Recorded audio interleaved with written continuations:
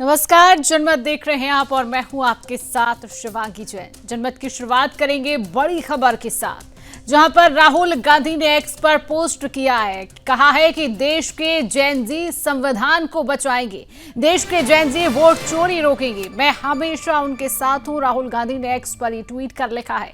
राहुल गांधी ने अपने x account पर ट्वीट में लिखा कि देश के युवा, देश के स्टूडेंट, देश के जेन जी संविधान को बचाएंगे, लोकतंत्र की रक्षा करेंगे और वोट चोरी को रोकेंगे, मैं उनके साथ हमेशा खड़ा हूं। तो राहुल गांधी का ये ट्वीट है, बड़ी खबर आप तक पहुंचा रही है, जहां पर राहुल गांधी ने एक्स पर पोस्ट कर दिया है और एक्स पर पोस्ट करते हुए उन्होंने लिखा है कि देश के युवा, देश के स्टूडेंट्स और देश के जेन जी संविधान को बचाएंगे, लोकतंत्र की रक्षा करेंगे और वोट चोरी को रोकेंगे। बहुत बड़ी बात यहां पर राहुल गांधी की तरफ से एक ट्वीट किया गया और उन्होंने ये भी कहा कि लोकतंत्र की रक्षा करेंगे, वोट चोरी को रोकेंगे, मैं उनके साथ हमेशा खड़ा हूं। राहुल गांधी ने एक्स पर पोस्ट करते हुए ये तमाम बातें लिखी हैं। बड़ी खबर आप तक लगातार पहुंचा रही है, राहुल गांधी ने एक्स पर पोस्ट किया है।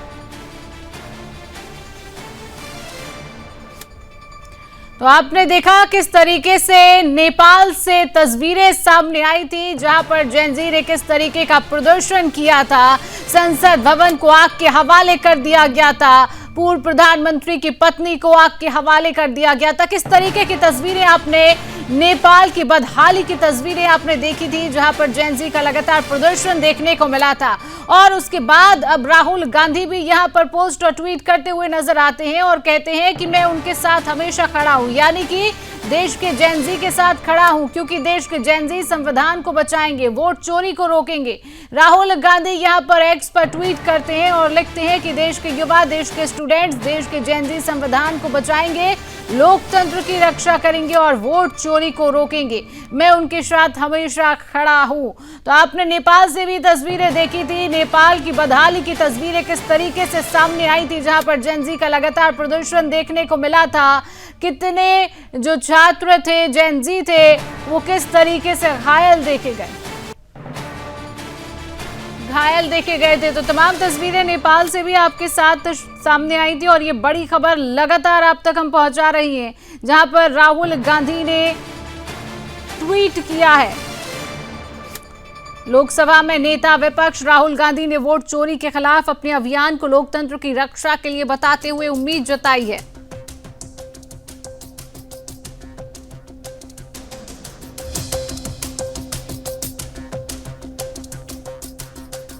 देश के युवा, छात्र और जनरेशन जेड वोट चोरी को रोकेगा, राहुल गांधी ने कहा है। कर्नाटक की अलांध विधानसभा में 6000 से अधिक वोटरों के नाम काटे जाने के अपने दावों को चुनाव आयोग द्वारा खारिज किए जाने के बावजूद कांग्रेस नेता अपने आरोपों पर कायम रहने का साफ संदेश देते हुए एक्स पोस्ट में पलटवार करते हुए कहा कि गंतव्य आईपी डिवाइस पोर्ट और ओटीपी ट्रेल्स का विवरण कर्नाटक सीआईडी को मुख्य चुनाव आयुक्त द्वारा रोकी गई है, इसलिए मुख्य चुनाव आयुक्त ज्ञानेश कुमार बहाने बनाना बंद कर कर्नाटक सीआईडी को सबूत तुरंत सौंपे। तो आप तस्वीरें भी देख रहे हैं, ट्वीट देख रहे हैं टीवी स्क्रीन पर, जहां पर राहुल गांधी ने ट्वीट किया है और ये ट्वीट आप टीवी स्क्रीन पर लगातार देख रहे हैं। उन्होंने कहा है कि देश के युवा, जेन जी संविधान को बचाएंगे, लोकतंत्र की रक्षा करेंगे और वोट चोरी को रोकेंगे। लगातार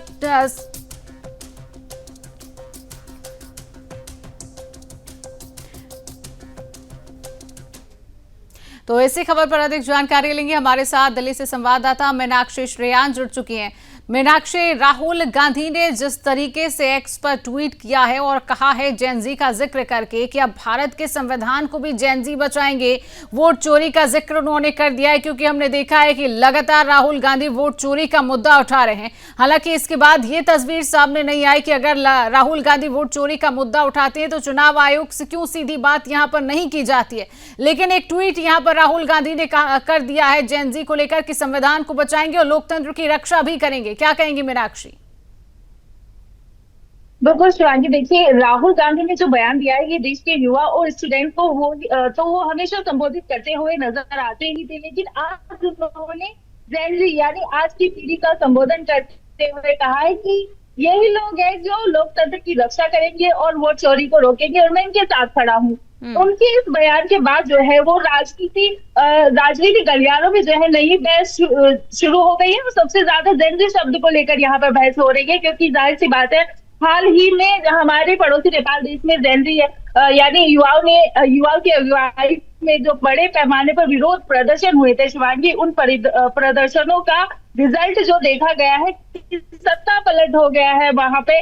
और प्रधानमंत्री से लेकर कई मंत्रियों और सांसदों को इस्तीफा देना पड़ा और एक नई अंतरिम सरकार बनी। राहुल गांधी ने अपने पोस्ट में नेपाल का नाम नहीं लिया, लेकिन जिस तरीके से उन्होंने आह्वान किया है युवाओं का और जिस तरीके से उन्होंने जेंजी का जो है संबोधन किया है, उसमें जो है ये देखा जा रहा है कि जो भारत के युवा और जेंजी का जिक्र राहुल गांधी करते हुए नजर आ रहे हैं, उसे लोग नेपाल की घटनाओं से जोड़कर देख रहे हैं। क्योंकि जब नेपाल ने जेंजी विरोध प्रदर्शन कर रहे थे, तख्ता पलट की तैयारी में थे, तब ट्विटर और सोशल मीडिया पर शिवांगी आपने कई ऐसी पोस्ट देखी होगी जिसमें लिखा हुआ था कि भारत में भी जल्दी नेपाल जैसा जो है हाल होने वाला है, प्रदर्शन होने वाला है।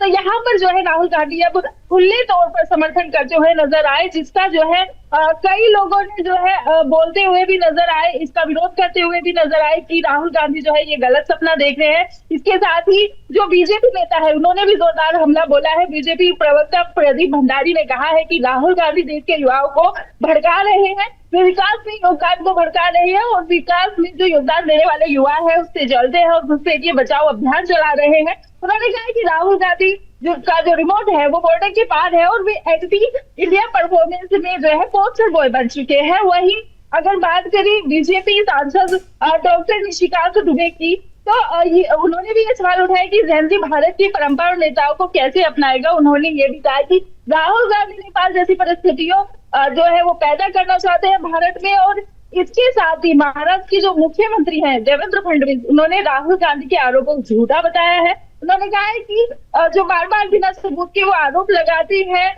चुनाव आयोग को लेकर, वो झूठे हैं। और जिस तरीके से वो संबोधन करते हुए नजर आ रहे हैं जेंजी का, ये साफ जो है वो सत्ता का लालच जो है वो दिखता हुआ नजर आ रहा है राहुल गांधी का। और इसके साथ ही जब सुदर्शन न्यूज ग्राउंड जीरो पर पहुंचा तो उन्होंने लोगों से बात की, तो लोग काफी जो है इनके इस बयान से निराश दिखे थे। शिवांगी, लोगों का ये कहना था कि राहुल गांधी जो है सिर्फ अपना सत्ता पे आना चाहते हैं, प्रधानमंत्री की कुर्सी जो है सिर्फ उनको चाहिए। उन्होंने ये नहीं देखा कि नेपाल में जब सत्ता पलट का विरोध प्रदर्शन हुआ था तो नेपाल में क्या हाल हुआ था, कितनी जान माल की जो है हानि हुई थी देश को। बिल्कुल मीनाक्षी, नेपाल की तस्वीर पूरी दुनिया ने देखी थी, किस तरीके से नेपाल में आग भड़काई गई, किस तरीके से जेंजी का प्रदर्शन यहां पर देखने को मिला।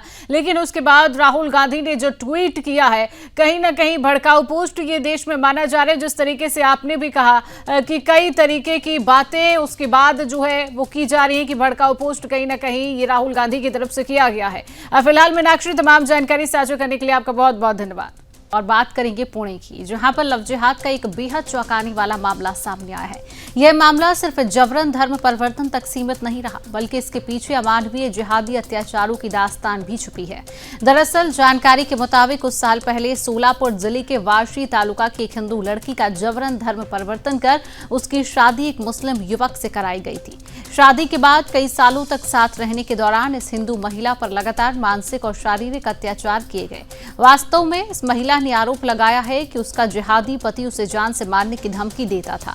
यहां तक कि उसने महिला पर दबाव बनाया कि अगर वह उसके चाचा और भाई के साथ शारीरिक संबंध नहीं बनाएगी तो उसे जीने नहीं देगा।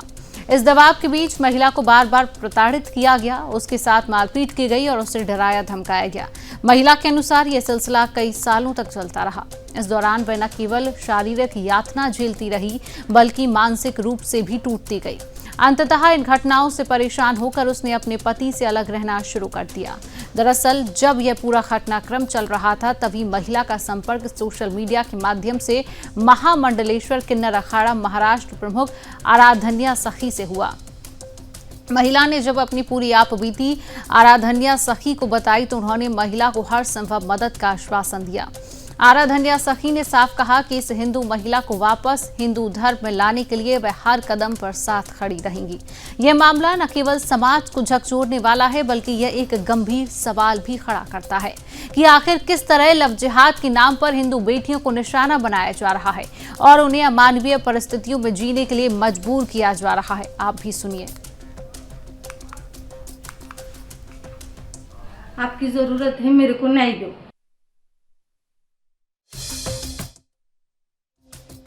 मेरे साथ, मैं एक हिंदू थी, मेरे को एक मोहम्मदन लड़के ने फंसा के मेरे साथ प्यार का नाटक करके उसने उसके गांव को लेके गया, शादी करी, मेरे एक बच्ची हो गई। बच्ची होने के बाद में मेरा देवर, मेरा चुलत ससुर, मेरा ससुर का बेटा सब मेरे साथ गंदे गंदे व्यवहार करते थे। मानसिक ऐसा मेरा कभी हाथ पकड़ना, मेरे कभी कपड़े को छूना, ऐसा करते करते उसने मेरे साथ जबरदस्ती करी। आज इसने करे, मैं मेरे मर्द को बोली ऐसा ऐसा होता है, तो मेरा मर्द बोला एक घर में रहने दे, बाहर मत बोल किसको, नहीं तो तेरा क्या खरा नहीं, मारेंगे बिरेंगे, ऐसा बोल के धमकी दे के फिर मेरे को गाय का मटन खिलाए उसने और मेरे को रक्त विक्त पिलाए। उनका धर्म स्वीकार बोले, हमारा मुस्लिम धर्म, हमारे धर्म से बड़ा धर्म कोई नहीं है। बोले तो आवल कल में तैयब ला इलाहा इल्लल्लाह मुहम्मदुर रसूलुल्लाह। उन्होंने ऐसा ऐसा बोलने को बोला। मेरे को बहुत मारते थे, पीटते थे, खाना नहीं देते, तुम मराठी है, हमारे में बच्चे चाहिए। मेरा 2-3 बार ऑपरेशन कराए उन्होंने। फिर मेरा इतना कहना है सब हिंदू भगिनी को कि मेरे साथ जो हो गया आपके साथ नहीं होना चाहिए। किसी भी मोहम्मदन लड़के को ऐसा पास में नहीं, उसकी जगह चपली के पास है, उनके जैसे गंदे कोई लोग नहीं। मेरी इतनी इच्छा है कि मेरे को हिंदू में मेरे को मेरे घर वापसी होना चाहिए।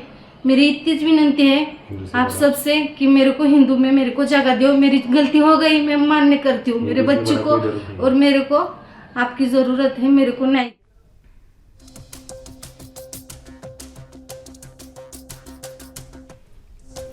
खबर मध्य प्रदेश की राजधानी भोपाल से है, जहां गोविंदपुरा थाना क्षेत्र में एक दबंग और नशे की लत से ग्रसित युवती, जिसे लोग लेडी डॉन के नाम से जानती हैं, उसके कारनामों का खुलासा हुआ है। दरअसल एक युवक ने एक वीडियो जारी करते हुए इस युवती यशिका पटेल पर गंभीर आरोप लगाए।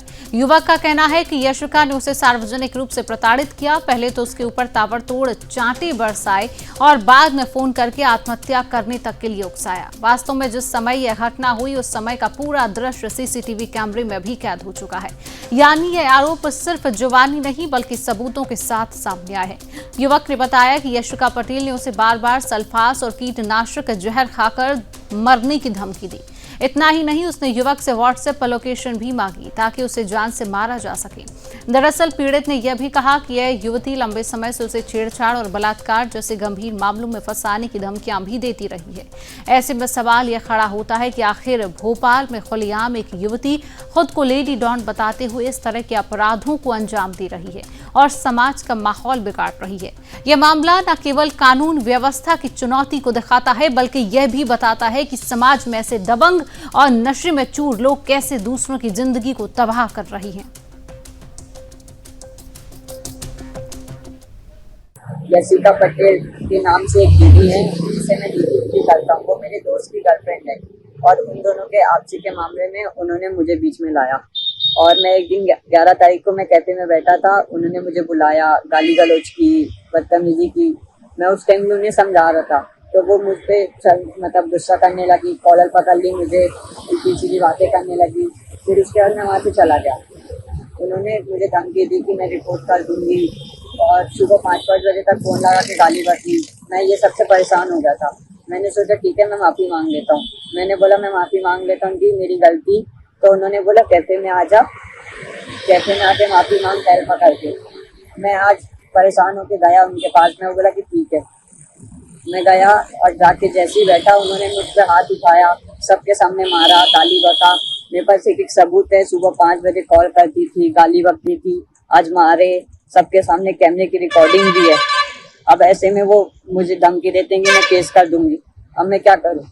सुसाइड कर लो। मुझे उल्टी सीधी बातें तक बोलती हैं कि ये दवाई खा ले, मर जाएगा, नहीं तो मैं मार दूंगी। तो आज के लिए जनमत में इतना ही। देश और दुनिया की तमाम खबरों को जानने के लिए आप देखते रहिए सुदर्शन न्यूज।